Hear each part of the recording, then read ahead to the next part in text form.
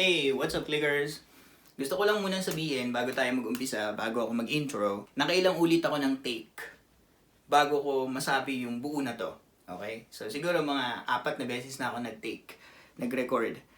Pero hindi ako satisfied dun sa sinasabi ko. Ang gulo, hindi ko masabi na maayos yung sasabihin ko. Kaya siguro pangatlo, pang-apat na na-take to. At madalas na nangyayari sa akin yan. So, intro na tayo. Magde-delete na sana ako ng mga raw videos nung recently uploaded video ko. Oo nga pala, baka hindi mo pa napapanood yung recently uploaded na video. Click mo siya dito or dito. Okay? Panoorin mo siya dahil informative siya, patungkol siya sa pagiging consistent dito sa YouTube. At feature ko doon yung most active and longest and first ever vlogger dito sa YouTube.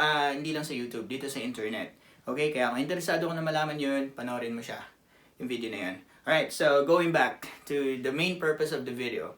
So yun nga, i-delete ko na sana yung mga raw footages ng videos ko, pero pinanood ko ulit siya. Napansin ko, clickers, na ang dami kong takes, ang dami kong utal, alam niyo yun, ang daming stutter, ang daming stops, ang daming dead air, dead scenes na hindi ako nagkasalita. Pero, meron naman akong script na fina-follow. In fact, ito. Sinusulat ko yung mga ideas na gusto kong sabihin. Pero, madalas kasi sa mga scripts ko, words lang sila. Parang flowchart. Parang ganun yung style ko. Ngayon, napansin ko dun sa mga raw footages ko, clickers, ang daming cuts, ang daming dead air, at ang daming retakes. Kaya, napaisip ako, hindi ko alam kung nailawan ako ng maayos. Adjust natin tong ilaw. So, napaisip ako. Clickers, why not na gawan ko ng behind the scenes yung mga raw footages na to bago ko sila i-delete. Hindi ko alam kung makaka-relate ka dito. Yung, alam mo yung feeling na kapag hindi mo pa napipindot yung record button ng camera mo, parang ang galing mo magsalita. Yung parang, alam mo kung ano yung sasabihin mo. Yung parang, sigurado ka sa flow ng ideas na ipipresent mo or i-deliver mo. Pero, right after na mapindot mo yung record button ng camera, hindi mo na alam kung ano yung sasabihin mo.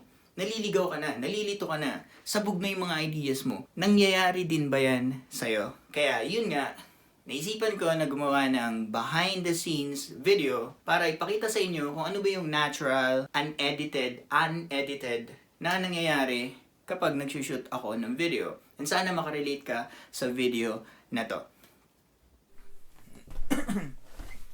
Tanda luto.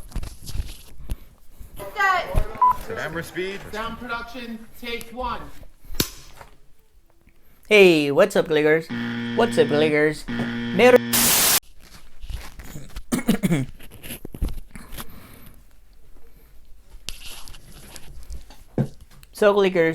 So clickers, sa episode na to, meron tayong dalawang important goals na kailangang... So, ready ka na? Tara, umpisa natin.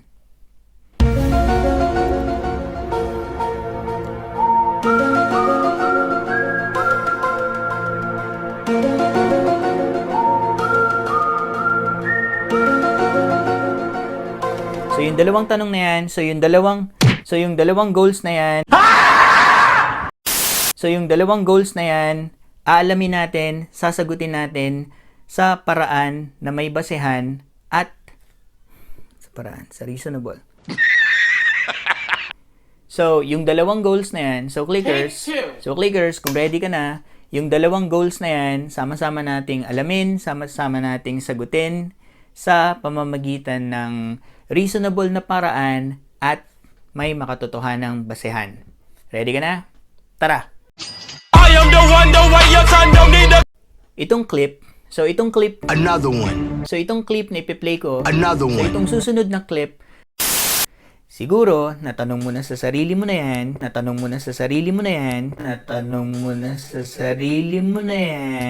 What? Siguro, what's up clickers?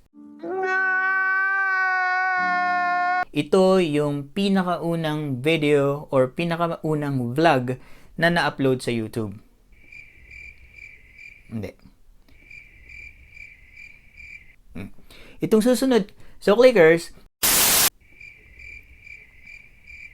pero,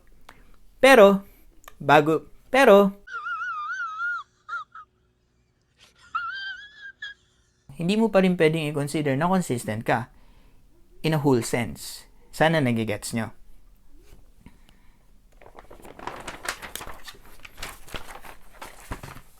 Ngayon, at kailangan mong iwasan para hindi ka matulad dun sa nangyari sa channel niya na hindi nag-succeed.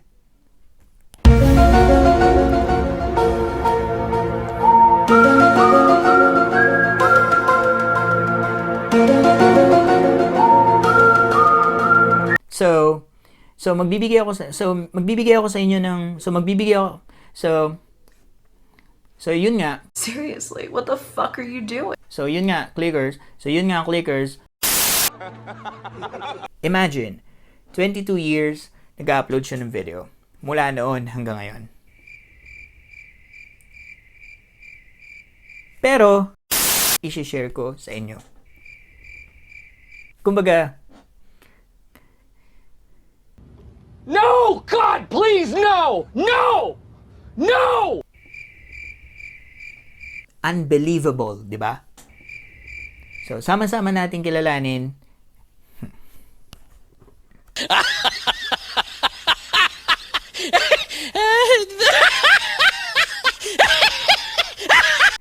Yan ang katotohanan na may basehan.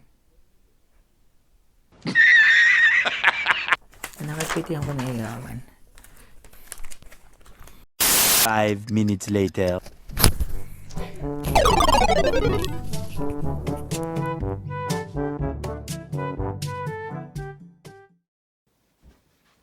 And cut! And that's what I got for today's episode, clickers. Sana nag-enjoy ka sa panonood ng video na to. And of course, sana nakarelate ka dun sa experience ko gamit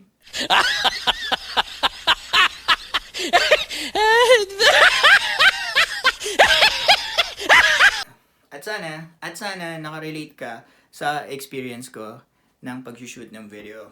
Alright? So, thank you so much for your time and for watching. Ako nga pala si Darry and gumagawa ako ng mga videos patungkol dito sa YouTube Classroom na kung saan pinag-uusapan natin yung mga observations, realizations, and tips patungkol sa experience natin dito sa YouTube. And kung yun yung mga klase ng video na interesado ka, make sure to subscribe. Alright? So, maraming salamat and kita-kita ulit tayo sa susunod na video. Click out.